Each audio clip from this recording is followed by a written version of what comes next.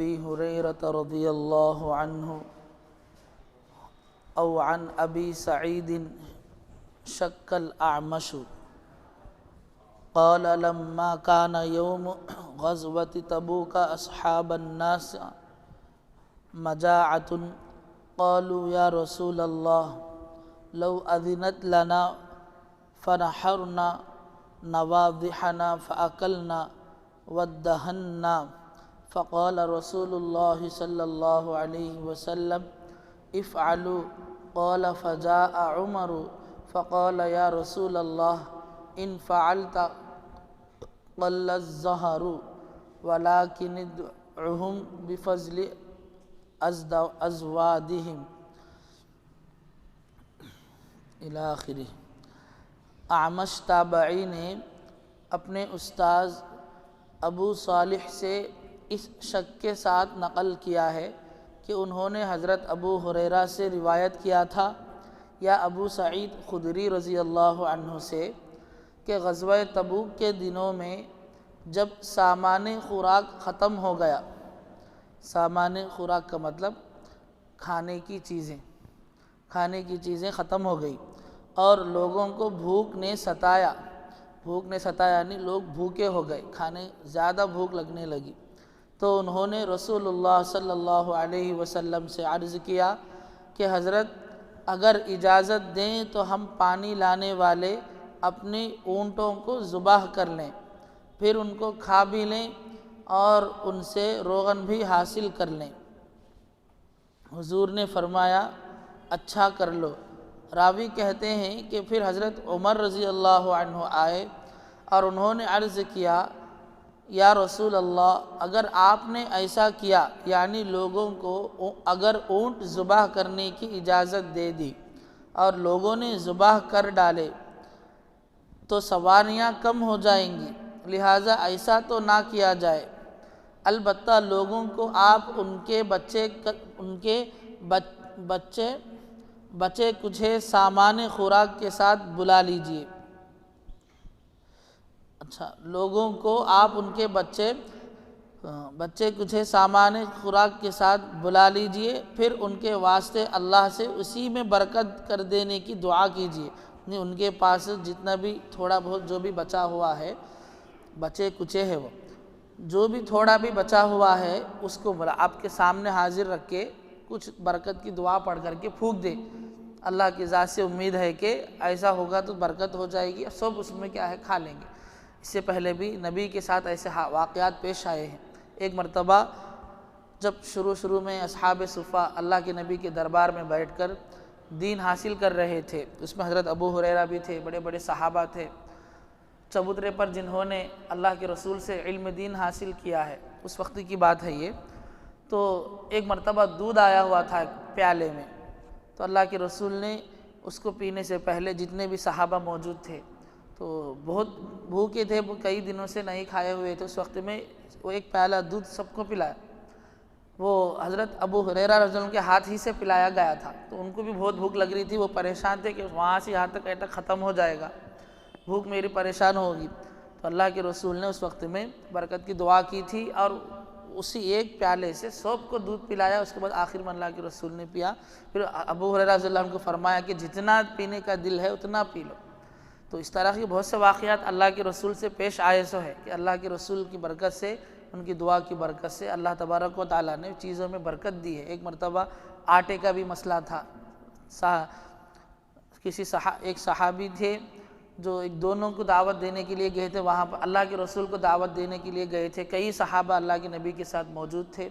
اب اللہ کے رسول نے ان سے اجازت کے ساتھ سبھی صحابہ کو لے کر کے آئے، لیکن گھر آنے کی دیکھنے کے بعد صرف اللہ کے رسول کے حساب سے گھر میں آٹا موجود تھا، تو اللہ کے رسول نے اس وقت میں دعا کر کے دم کر دیا، تو اس تھوڑے آٹے سے پورے لوگ اس وقت میں جو ہے سیراب ہوئے۔ تو بہرحال ایسا اللہ کے رسول سے بہت سے مرتبہ واقعات پیش آئے، تو اس حساب سے حضرت عمر فرمائے ہوں گے کہ جو کچھ بچا کچا خوراک ہے لوگوں کے پاس کھانے کی چیزیں، اس کو جمع کر کے آپ اس پر دم کر دیجئے، اس پر برکت کی دعا فرما دیں، انشاءاللہ اس میں کیا ہوگا برکت ہو جائے گا۔ اس طریقے سے انہوں نے اللہ کے رسول کو مشورہ دیا، تو حضور صلی اللہ علیہ وسلم نے فرمایا ہاں ٹھیک ہے۔ چنانچہ آپ نے چمڑے کا بڑا دسترخوان طلب فرمایا، پس وہ بچھا دیا گیا، یعنی منگوائے، دسترخوان منگوائے تو سب دسترخوان بچھانے کے لیے حکم دیے تو بچھائے۔ اب اس کے بعد جو ہے پھر آپ نے لوگوں سے ان کا بچا کچھا سامان خوراک منگوایا، پس کوئی آدمی مٹھی چنا کے دانے ہی لے آ رہا ہے، کوئی ایک مٹھی کھجوریں لا رہا ہے، اور کوئی روٹی کا ایک ٹکڑا ہی لیے چلا آ رہا ہے، حتیٰ کہ دسترخوان پر تھوڑی سی مقدار میں یہ چیزیں جمع ہو گئیں۔ راوی کہتے ہیں کہ رسول اللہ صلی اللہ علیہ وسلم نے پھر برکت کی دعا فرمائی، اس کے بعد فرمایا اب تم سب اس میں سے اپنے اپنے برتنوں میں بھر لو۔ چنانچہ سب نے اپنے اپنے برتن بھر لیے، حتیٰ کہ قریب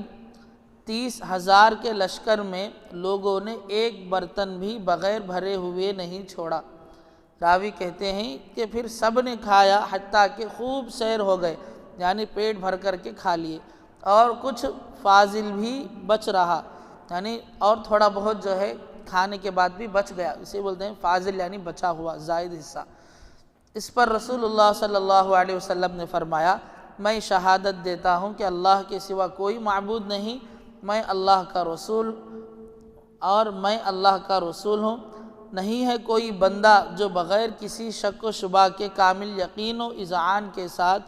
ان دونوں شہادتوں کے ساتھ اللہ کے سامنے جائے پھر وہ جنت سے روکا جائے، یعنی کوئی بھی آدمی ان دونوں گواہیوں کو، اللہ ایک ہے، اللہ ہی کی عبادت کرنا ہے، محمد الرسول اللہ صلی اللہ علیہ وسلم اللہ کے رسول ہیں، یہ جو ہے بغیر شک کے مکمل یقین کے ساتھ جو آدمی گواہی دے گا وہ جنت میں جائے گا۔ اگر اس پر گواہی نہیں دیں گے اور اس کے خلاف عمل کریں گے تو جنت سے روک دیے جائیں گے، یہ آخر ایک لائن میں بتایا گیا۔ حدیث کا مضمون ظاہر ہے، جس مقصد سے اس حدیث کو یہاں درج کیا گیا ہے اس کا تعلق حدیث کے صرف آخری جز سے ہے، جس میں رسول اللہ صلی اللہ علیہ وسلم نے اللہ کی توحید اور اپنی رسالت کی شہادت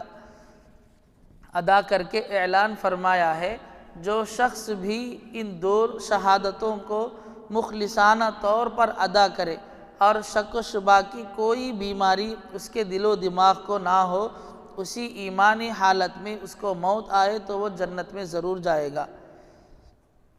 یعنی حدیث کے اندر ایک واقعہ بیان کرنے کے بعد آخر کی جو باتیں ہیں، اللہ کے رسول نے پورا واقعہ ہونے کے بعد جو بات بتائی کہ اللہ پر جو آدمی مکمل یہ یقین رکھتا ہے کہ پوری دنیا کو پالنے والے ایک خدا ہے، اور ہمیں ہر مسئلے کا سوال و جواب اسی اللہ کے سامنے مانگنا ہے، اور اسی اللہ کو اپنے لیے خدا مان کر اسی کی عبادت کرنا ہے، اور محمد جو ہے یہ اللہ کے رسول ہیں، ان کے ہر پیغام کو دل و جان سے قبول کر کے عمل کرنا ہے۔ اب اگر کوئی آدمی اللہ پر ایمان نہیں لا رہا ہے بلکہ وہ اس شک میں ہے کہ اس دنیا میں جو بارش ہو رہی ہے یہ اللہ کی جانب سے ہے یا نہیں کسی اور کی جانب سے ہے، یا لوگوں کو رزق دینے والی ذات اللہ کی ہے، تو اب یہ رزق دینے والی ذات جو ہے کسی ایک آدمی کی دعا سے ہو رہی ہے، کسی آدمی کے وظیفے سے ہو رہی ہے، ایسا اللہ کی جانب سے ہر چیز اللہ کی طرف سے ملنے والی ہے انسان کو، تو یہ یقین ہونا چاہیے اللہ نے دنیا کو دار الاسباب بنایا ہے، اس کے حساب سے اللہ تبارک و تعالی ذریعہ بنا کر کے ہم تک پہنچاتے ہیں، تو ہمارا یہ یقین ہونا چاہیے کہ اللہ تبارک و تعالی کی حکم سے ہی ہر ایک چیز ہوتی ہے، ہمیں اللہ پر ہی ایمان لانا ہے اور اللہ کے ہر پیغام پر عمل کرنا ہے۔ اس یقین کے ساتھ جو بھی آدمی اس بات کی گواہی دے گا کہ اللہ تبارک و تعالیٰ ایک ہے، محمد رسول اللہ صلی اللہ علیہ وسلم ان کے رسول ہیں، تو وہ آدمی ضرور جنت میں جائے گا۔ اگر ہم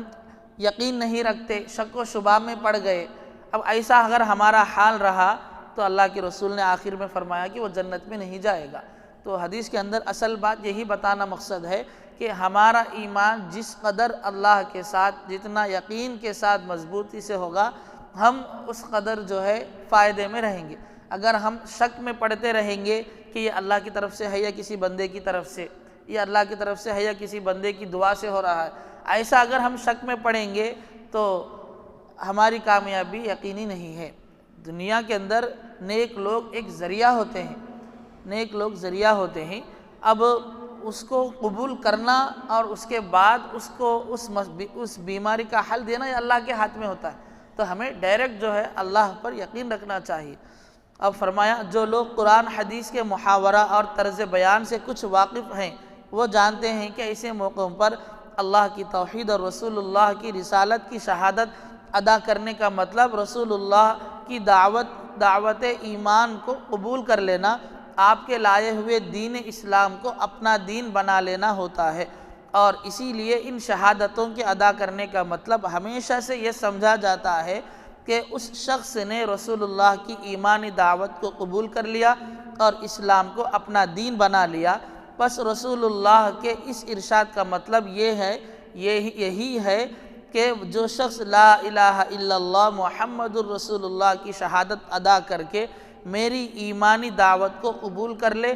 اور اسلام کو اپنا دین بنا لے، اس بارے میں وہ مخلص اور صاحب یقین ہو، تو اگر اسی حال میں وہ مر جائے گا تو جنت میں ضرور جائے گا۔ یعنی قرآن اور حدیث کے اندر جس انداز سے یہ باتیں بتائی گئی ہیں تو اس کے بارے میں حضرت مصنف رحمۃ اللہ علیہ فرماتے ہیں کہ جو حضرات قرآن اور حدیث کے پیغام کو جس انداز سے اس کا پیغام ملا ہے اس امت کے لیے، اس کو سمجھنے والوں جو حضرات سمجھتے ہیں ان کے لیے آسانی سے مطلب حضرت یہ بتاتے ہیں کہ اللہ اور اس کے رسول پر ایمان لانے کا مطلب کیا ہے۔ اب جو ہم کلمہ پڑھتے ہیں لا الہ الا اللہ محمد الرسول اللہ، اس کا مطلب کیا ہے؟ حضرت آسان انداز میں قرآن اور حدیث کے جو طریقہ ہے، جس طریقے سے یہ چیزیں ہمارے سامنے موجود ہیں قرآن اور حدیث، اس طریقے کو سامنے رکھتے ہوئے بتاتے ہیں یہ کلمہ پڑھنے کا مطلب یہ ہے کہ ہم اللہ کے ہر حکم پر مان کر چلیں گے۔ محمد الرسول اللہ پر ایمان لانے کا مطلب اللہ کے نبی کے ہر پیغام کو ہم قبول کریں گے، اس پر عمل کریں گے۔